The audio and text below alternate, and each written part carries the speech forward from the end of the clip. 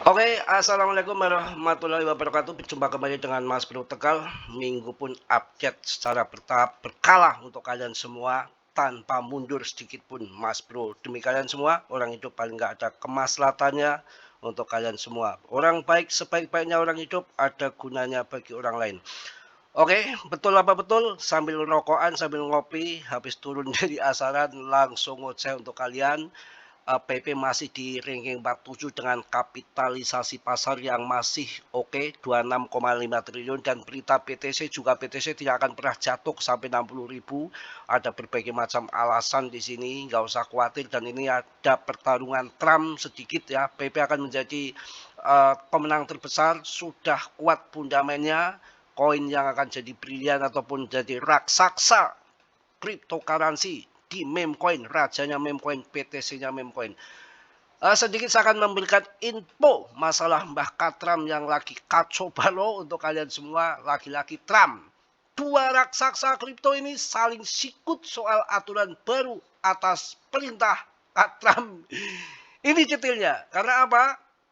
Setiap aturan pasti ada untung ruginya, ada belak pihak diuntungkan, ada yang dirugikan. Jadi yang kalau pihak yang diuntungkan pasti seneng-seneng aja, yang dirugikan ya pasti nggak seneng ya. Jadi rame aja ini berita. Dua raksasa kripto ini saling sikut-sikutan soal aturan baru atas pemerintah Mbah Katram. Ini penjelasan dua kripto ini diguncang perselisihan tajam antara dua token besar mengenai masa depan regulasi di Amerika Serikat.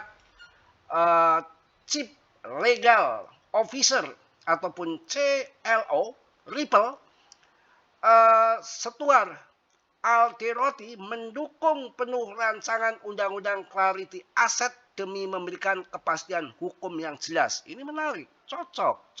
Kalau ini cocok. Akan tetapi sebaiknya pendiri BitMEX Arthur Hayes, ini Arthur Hayes itu orang hitam ini, giginya doang yang kelihatan putih. Ini yang kadang-kadang jelas sendiri. Ini orang termasuk scalper ini. Sudah pendiri BitMEX tapi masih main trading ini, main trade kadang-kadang juga bikin kacau ini. Ya ilmu-ilmu Justin Chan yang dulu culas ya. Ini termasuk Justin Chan, satu lagi itu si Doc One yang sudah mampus itu. Nah ini ilmunya turun ke Arthur Hayes, justru ya Arthur Hayes ini justru mengambil langkah ekstrim dengan mendesak Presiden Donald Trump memveto aturan tersebut agar independen cryptocurrency tetap terjaga. Perdebatan sengit ini memicu spekulasi besar di kalangan investor mengenai arah kebijakan aset digital ke depan. Jadi yang terjadi kan clarity aset nggak deal itu tarik ulur kepentingan masing-masing. Maklum lah di mana-mana juga begitu ya. Kubu Ripple tuntut kepastian hukum bagi pengguna cryptocurrency, yang mana Star Akaderoti menegaskan bahwa di plafon X bahwa RUU Clarity Asset dirancang untuk melindungi kepentingan partisipan Mas Bro ya, retail, bukan sekedar industri kripto semata. Menurutnya kejelasan aturan sangat dibutuhkan agar masyarakat awam mendapatkan perlindungan hukum yang adil saat bertransaksi di pasar digital, yang mana kepentingan retail harus diperhitungkan, ada juga kepentingan kepentingan bagi investor ataupun kepentingan bagi ini pemegang kripto, blockchain, pemilik blockchain seperti Ripple. Jadi punya kepentingan yang masing-masing. Ia juga mengungkapkan data bahwa sekitar 67 million 67 juta warga Amerika Serikat kini telah memiliki aset digital dengan adopsi yang masif. Nilai ekonomi cryptocurrency global saat ini telah mencapai angka fantastis atau setara dengan puluhan kuadriliun rupiah jika dikonversi kurs 1 dolarnya 17.698. Pihak Ripple menilai pemerintah tidak boleh menunda lagi karena pasar sudah sangat siap menerima struktur hukum yang formal. Ya benar ini, Arthur Hayes tahu-tahu ngocol aja ya, pakai hak veto lagi. Aturannya desak Trump veto aturan karena alasan mengejutkan sikap bertolak belakang diambil Arthur Hayes dalam sebuah wawancara eksklusif di podcast The Wall of Wall Street. Apakah ini mengenai trading ya? Coba nanti kita lanjutkan sambil ngerokok ngopi dulu. Kalau mengenai trading kan leverage itu akan dibatasi kan hanya 10 kali lipat atau 4 kali lipat. Si Arthur Hayes inginnya ribuan kali lipat. Ia mengatakan bahwa jika PTC membutuhkan regulasi ketat dari pemerintah untuk bertahan hidup, maka aset digital tersebut sebenarnya tidak bernilai sama sekali.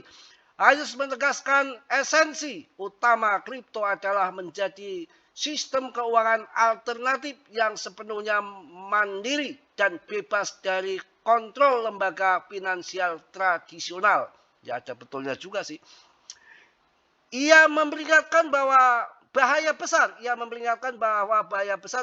juga jika industri yang terdesentralisasi ini membiarkan dirinya terserap ke dalam kerangka birokrasi konvensional yang kaku. Meski mengkritik keras Clarity Asset, Hayes mengakui bahwa perbankan raksasa kini mulai melirik cryptocurrency akibat tingginya permintaan klien yang ingin melindungi kekayaan dari gerusan inflasi.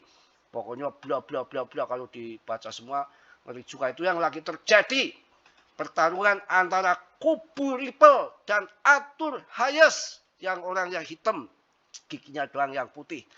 Mudah-mudahan cepat clear lah. Clarity Asset itu katanya bulan Mei harus beres ya. Ada hak veto piye toh. Kemudian kita lihat saja bagaimana chart PTC. Oh, PTC, PP. Kalau PTC-nya chartnya ngeri-ngeri sedap sebetulnya. Ya. Tapi kalau PP ini udah arahnya harus ke atas, harus to the moon ya. Harus to the moon. Karena PP ini udah, wah, pemegangnya naik terus nih. Besok akan naik 1000 lagi nih pemegang nih. Sedikit lagi lah, saya mau cari makan keluar dulu. Biar nanti nggak semalam mau cari makanan udah jam 7 malam habis isya ya, jadi agak tambah pilek. Belum mobilnya yang macet. Mending jam segini dimakannya nanti malam walaupun nggak ada sayur. Kalau pakai sayur biasanya malam udah basi ya. Oke kawan-kawan, mungkin itu aja berita yang lagi rame itu, pertarungan si orang hitam, si Arthur Hayes pendiri BitMEX ya, sama si pihak Ripple yang mengenai ada hak veto lah, tetek bengek segala macam. Keduanya perdebatan yang masih alot, mudah-mudahan segera terjadi biar Clarity Asset itu disahkan, paling nggak ada payung hukum yang jelas mengenai kripto, biar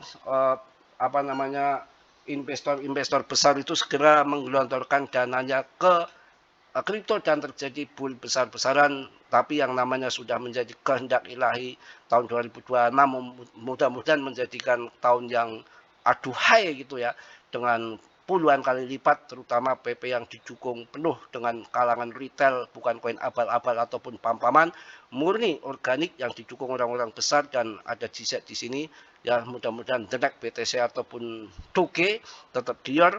Riset sendiri, ucapan Mas Bro jangan ditelan mentah-mentah, semua tanggung jawab masing-masing, karena selalu saya ingatkan, Dior do your own research dalam dunia kripto berisiko tinggi. Oke, salam dari Tegal Mas Bro. Wassalamualaikum warahmatullahi wabarakatuh. PP tetap terbaik, jos.